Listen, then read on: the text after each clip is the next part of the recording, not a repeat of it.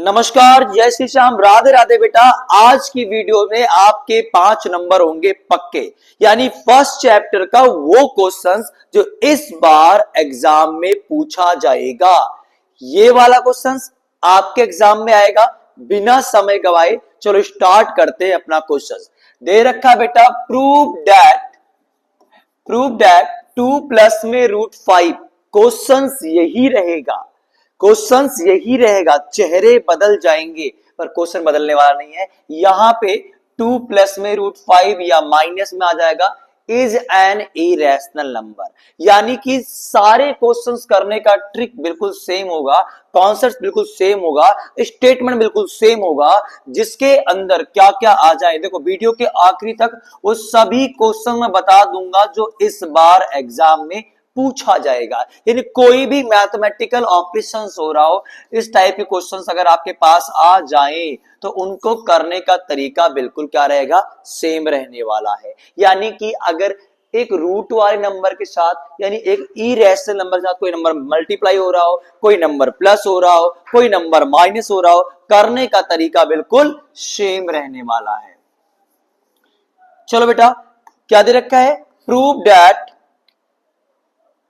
2 plus में √5 is an irrational number. पहला steps, let it possible, Hindi वाले बच्चे साथ के साथ नोट करें, माना यदि संभव है तो 2 plus √5 is a rational number. मुझे इरेशनल प्रूव करना है, बिल्कुल उसका अपोजिट आप लेट करके चलोगे। स्टेटमेंट हर एक क्वेश्चन में बिल्कुल सेम रहेगा भैया। 2 प्लस √5 को आप मानोगे a अपॉन b के बराबर, लिखोगे where a and b are integers, जहां a और b इंटीजर्स है and b not is equal to 0 और b आपका 0 भी नहीं है। Got it.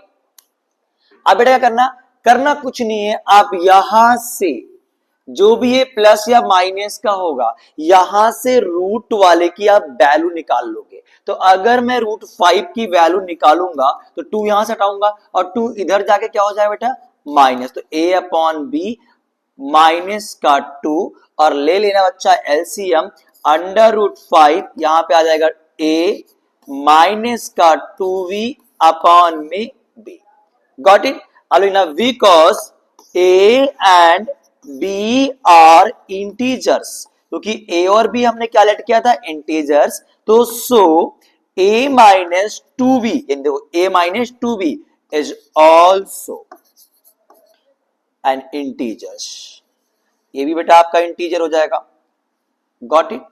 क्या बोला मैंने कि अगर a और b आपका इंटीजर्स है तो a माइनस 2b आपका इंटीजर्स होगा। अगर ये इंटीजर्स है तो a माइनस 2b अपॉन में v is a rational number. अगर बेटा आपने इसको रैशनल लिखा है, इस पूरे नंबर को रैशनल लिखा है, तो इक्वल टू का साइन है, इसका मतलब ये भी क्या हो जाएगा, ये जो घूंघट के अंदर √5 है इसका भी क्या हो जाएगा, ये भी आपका एक रैशनल नंबर हो जाएगा।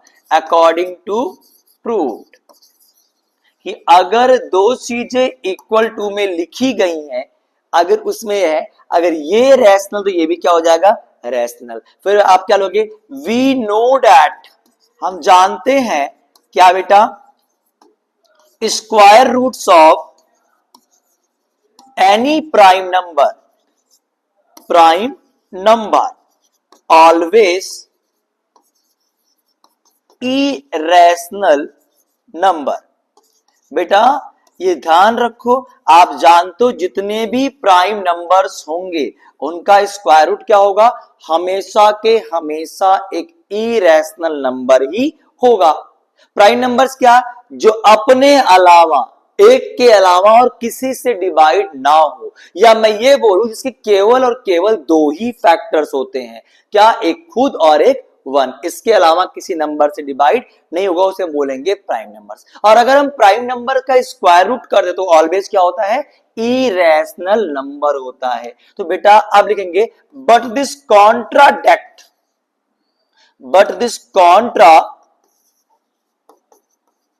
डेट द फैक्ट, लेकिन यह इस बात का विरोध करता है, इस बात का नहीं, इस फैक्ट का विरोध करता है। कौन सा फैक्ट का? कि a rational number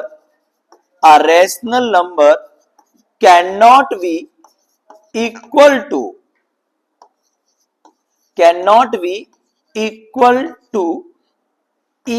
irrational number, कि एक रैशनल नंबर इरेशनल नंबर के बराबर नहीं हो सकता है। तो इसका मतलब बेटा, इसका मतलब जो आपने माना है, यहां पे जो आपने माना है वो मानता आपकी क्या है? बिल्कुल गलत है। So our supposition is wrong, जो मैंने सपोज किया था, जो मैंने एज्यूम किया था, वो बिल्कुल गलत है। हमारी मानता बिल्कुल गलत है। hence 2 plus root 5 is an irrational number। यहां हमारी मानता बिल्कुल गलत है, हमें माफ कीजिए। √2 प्लस √5 एक आपका इरेशनल नंबर होगा। I think so it's clear. अब इसकी जगह पर कोई सा भी नंबर आ जाए, लाइक मैंने कह दिया बेटा, क्या कह दिया मैंने यहां पे कि बेटा 3 माइनस का √2 आप प्रूव कर दीजिए। करने का तरीका बिल्कुल सेम रहेगा, जो बदलेगी चीजें यहां बदलेंगी। क्या करोगे आप? यहां से एक बार आप नोट कर लो, मतलब कोई सा भी क्वेश्चन हो, स्टेटमेंट बिल्कुल सेम रहने वाला है। यानी 3 माइनस √2 को आप मानोगे a अपॉन बी। मैंने कहा बेटा √2 यानी 2 की वैल्यू निकालनी है, तो 2 यहां पे क्या है बच्चे? नेगेटिव है। तो पहले आप इसको ले आता कि ये पॉजिटिव बन जाए, तो a अपॉन बी प्लस में √2 इज इक्वल टू 3।